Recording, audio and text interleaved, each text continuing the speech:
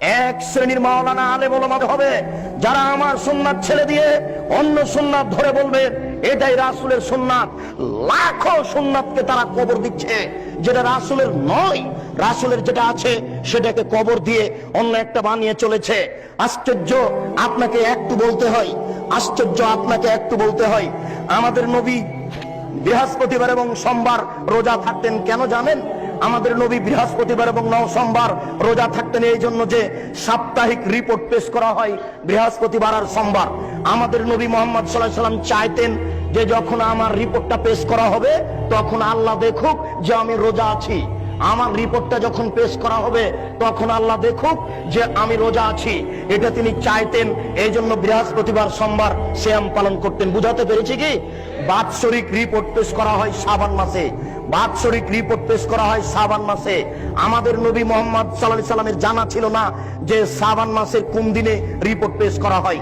এই জন্য আয়েশা রাদিয়াল্লাহু তাআলা আনহা বলছেন যে ওই দিনটাকে ধরার জন্য আল্লাহ রাসূল পুরো শাবান সিয়াম পালন করতেন, তবে শাবানকে রমজানের সাথে লাগিয়ে দিতেন না। উম্মু সালামা রাদিয়াল্লাহু তাআলা আনহা বলেন আমাদের নবী মুহাম্মদ সাল্লাল্লাহু আলাইহি সাল্লাম পুরো শাবান সিয়াম পালন করতেন, তবে শাবানকে রমজানের সাথে লাগিয়ে দিতেন না। কেন? তিনি ভাবতেন এই দিনটা আমাকে ধরতেই হবে। বাৎসরিক যখন রিপোর্ট পেশ করা হবে তখন আল্লাহ দেখুক যে আমি রোজা আছি। বাৎসরিক যখন রিপোর্ট পেশ করা হবে তখন আল্লাহ দেখুক যে আমি রোজা আছি। এটা দেখানোর জন্য তিনি শাবান মাসে বেশি বেশি রোজা রাখতেন। ভারত, বাংলাদেশ, পাকিস্তানের এই সব হুজুরেরা জাহেলের পরিচয় দিয়ে কিভাবে কিভাবে জেনে নিল সেই দিন 15ই শাবান। ভারত, বাংলাদেশ, পাকিস্তানের হুজুরেরা কিভাবে কিভাবে জেনে নিল সেদিন হচ্ছে 15ই শাবান। তাই তারা কলকারখানা, অফিস, আদালত, কোর্ট কাচারি, শিক্ষা প্রতিষ্ঠান বন্ধ করে রাতে গোসল করে আতর গোলাপ মেখে দিনে রোজা থাকে। অসম্ভব হতে পারে না। আল্লাহ রাসূল বললেন আমার সুন্নাত ছেড়ে দিয়ে তারা অন্য সুন্নাতকে ধরে বলবে এটাই রাসূলের সুন্নাত। প্রায় পুরো শাবান সিয়াম পালন করা হচ্ছে রাসূলের সুন্নাত, আর একদিন সিয়াম পালন করা হচ্ছে ভারতের সুন্নাত, মানুষের সুন্নাত। 27শে রজব কোরআন মাজিদ নাজিল হয়েছে, আল্লাহ রাসূল গেছিলেন মেরাজে। এই কথার ভিত্তিতে মেরাজের দিন রোজা রাখতে হবে, এটা মিথ্যে। কোরআন মাজিদের আয়াত পেশ করা হচ্ছে মিলাদের জন্য 4টে।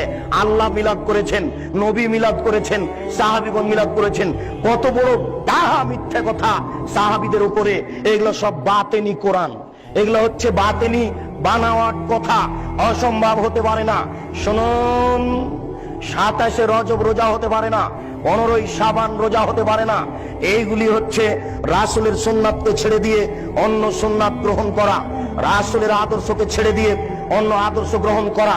তাই রাসূল সাল্লাল্লাহু আলাইহি সাল্লাম বলছেন ফিহিম রিজালুন, এই আলেমদের মধ্যে কতগুলি আলেম হবে কুলুবুহুম কুলুবুশ শায়াতিন, শায়াতিন ফি জুসমানি ইনসিন, এদের অন্তর হবে শয়তানের অন্তর, এদের দেখতে লাগবে মানুষ। এদের অন্তর হবে শয়তানের অন্তর, এদের দেখতে লাগবে মানুষ। এদের অন্তর হবে শয়তানের অন্তর, এদের দেখতে লাগবে মানুষ। আল্লাহর রাসূল এক শ্রেণীর আলেমকে শয়তান বললেন। আল্লাহ রাসূল এক শ্রেণীর আলেমের জিভা কেটে নেওয়া হবে এই কথা বললেন। এক শ্রেণীর আলেমকে জাহান্নামে নিক্ষেপ করা হবে, তার নাড়ি ভুঁড়ি বের হয়ে ঝুলতে থাকবে এই কথা বললেন। এক শ্রেণীর আলেমকে একবারে চিৎ করে ফেলে দিয়ে মাথা ফাটিয়ে চৌচির করে দেওয়া হবে এই কথা আল্লাহ রাসূল বললেন। প্রায় হাদিসগুলি বুখারী মুসলিমের। আপনাকে আমি এই অংশে দেখালাম সামাজিক জাহেলিয়াত আর আলেমদের জাহেলিয়াত। অতএব সামাজিক জাহেলিয়াত ঠেকানো যেমন জরুরি, আলেমদের জাহেলিয়াত তেমন ঠেকানো জরুরি। কে সব জাহেলিয়াত ঠেকাবে? হুজুর, আপনি টুঙ্গির মাঠে লক্ষ লক্ষ জনগণকে নিয়ে হাত তুলে দোয়া করছেন। আপনার কথা তো খুব ভালো লাগে যখন আপনি বলেন সুবহানাল্লাহ বললে এত নেকি হয়, আলহামদুলিল্লাহ বললে এত নেকি হয়, আল্লাহু আকবার বললে এত নেকি হয়, সুন্দর করে ওযু করে 2 রাকাত নামাজ পড়লে অতীতের সব পাপ ক্ষমা হয়ে যায়। আপনার ভালো কাজের আদেশ তো খুব মিঠা লাগলো। আপনি যখন হাত তুলে দোয়া করছেন তখন এই দেশের নেতা নেত্রী সামনে আছেন, এই দেশের লাখো লাখো জনগণ সামনে আছে। আপনি হাত তুলে দোয়া করার পূর্বে বলবেন শুনুন দেশবাসী, দেশের নেতা নেত্রী শুনুন, মহান আল্লাহ যেখানে ভালো কাজের আদেশ করতে বলেছেন সেখানে মন্দ কাজের নিষেধের কথা বলেছেন।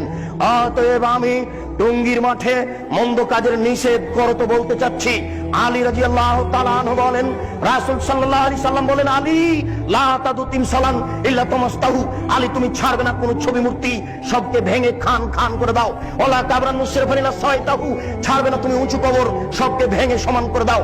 অতএব আমি হাত তুলে দোয়া করার পূর্বে মন্দ কাজের নিষেধ করতে বলতে চাচ্ছি, 24 ঘন্টার মধ্যে বাংলাদেশে যত উঁচু কবর রয়েছে, শাহজালাল সিলেটি, শাহপরান আর গোলাপ শাহের মাজার আর আপনার শাহ নিয়ামতুল্লাহর কবর আর যত উঁচু কবর আছে সবকে ভেঙে দিতে হবে। এই দেশে যত ছবি মূর্তি আছে 24 ঘন্টার মধ্যে সবকে ভেঙে দিতে হবে। মন্দ কাজের নিষেধ। শুনুন দেশবাসী, দেশের নেতা নেত্রী, আমি হাত তুলে দোয়া করার পূর্বে মন্দ কাজের নিষেধ করতে বলতে চাই। টাঙ্গাইলের পতিতালয় বন্ধ করতে হবে, ফরিদপুরের পতিতালয় বন্ধ করতে হবে। বাংলাদেশের মাটিতে 24 ঘন্টার মধ্যে যত পতিতালয় রয়েছে সব বন্ধ করতে হবে।